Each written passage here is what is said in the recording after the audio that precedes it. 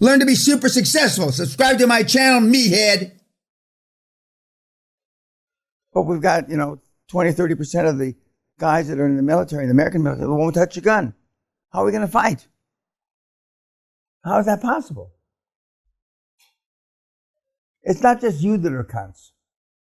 Everybody. When my dad taught at Langley, the CIA school, when to shoot or when to kill, and his nickname was Blowing My Peña. And I've said this a zillion times. He said, you kill everybody because then the witnesses are all the dead people against you. Now that sounds harsh, right? But it's also true. How many times have you seen in a TV series, crime series, police series, it was a clean shoot. It was a righteous shoot. But now people in Brooklyn, in Detroit, don't go to the crime scenes because they know the city won't back them up. And why when three guys shoot a black guy with a knife 75 times? Because one, they're scared shitless. Two, 3 or 4 well-placed bullets. You don't need, because for those of you that have been in the gunfight, or the adrenaline just flows like you wouldn't believe. When people get killed with 50 bullets, it's because people are reloading. Because they're scared shitless. You'd be scared shitless too. But I mean, now the cops are ill-trained, and you got black cops killing black people, and not just white people killing black people. The world's fucked up. Makes it better for us. As long as you understand we're not going to save the world, we're only going to save our little part of the universe. Other questions? Yep, Mike, please.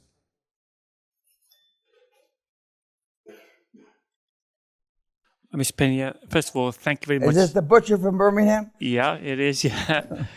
Thank you for an amazing week. Really enjoyed myself. I've got a second question totally unrelated. Okay. I've seen quite a few videos of you saying about Bitcoin, and if we knew who created it, and et cetera, can you tell us? Yeah, I can show them about whatever that. Yeah. It was not this invented by a fucking Japanese guy in a cave. That is a pipe dream. Oh, so who invited it and what for? Hmm? Who invented it and what for? Why would I tell you? Well, we're here. I did say years ago, who are the people that would most benefit from the disruption of the U.S. economy? China and Russia, right? China, as opposed to disrupting the U.S. economy, disrupted their economy. They shut it down. Remember a couple of years ago, they shut it down completely. So who's left? Russia. I bet my left nut that it is directly or indirectly supported by Russia. But now they've got their own problems.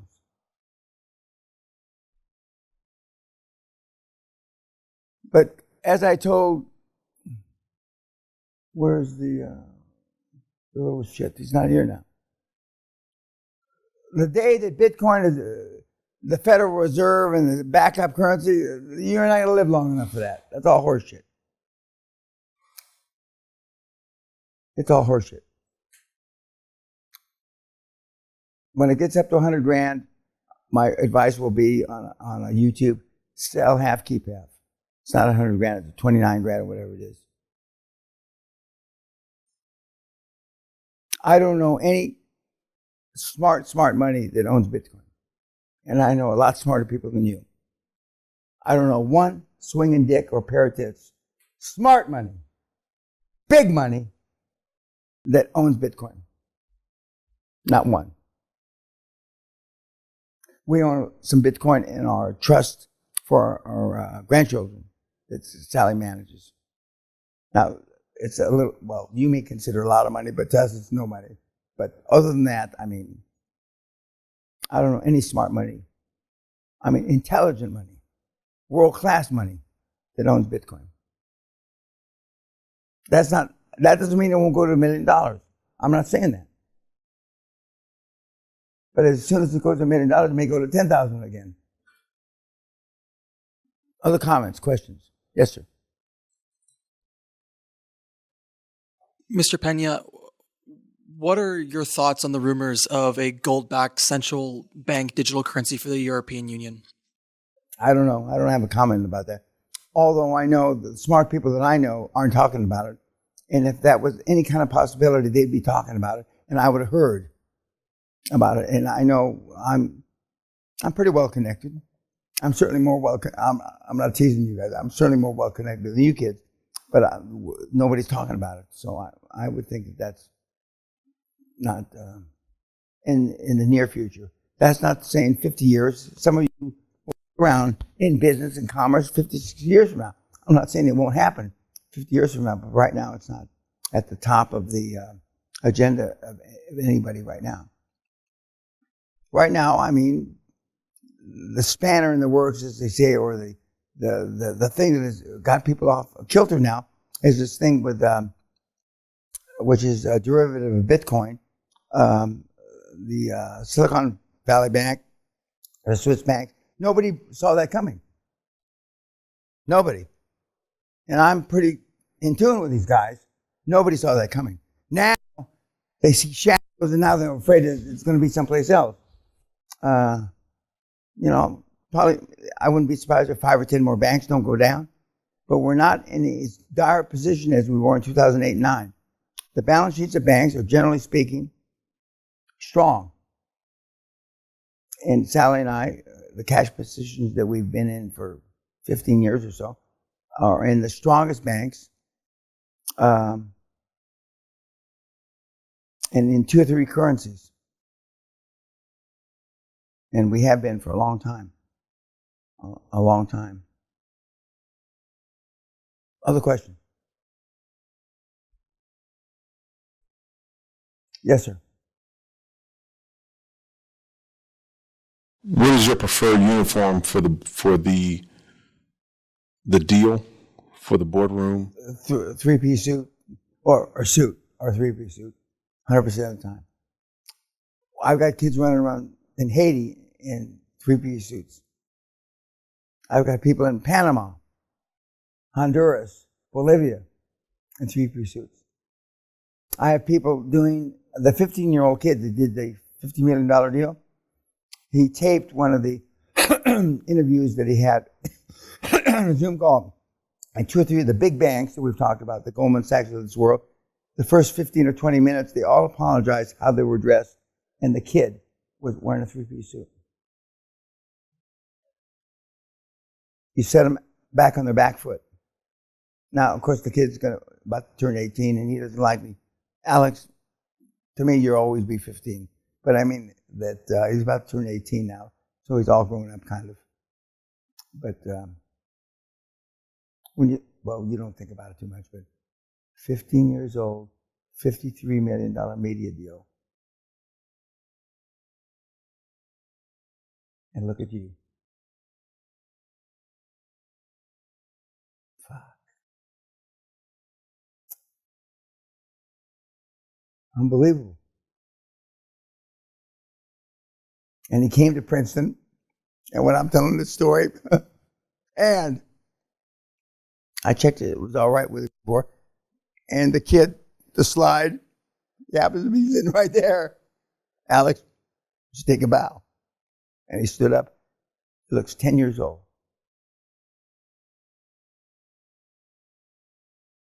Do you know how incredible that is?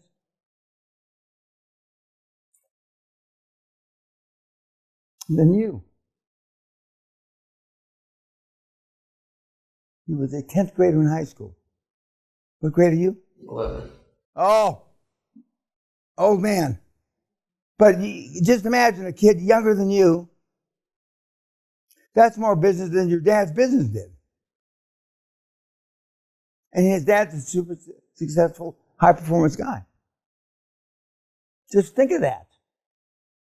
Fuck. And, and his parents, his dad's a doctor, a medical doctor with an MBA, and his mom, his brother is studying to be a priest.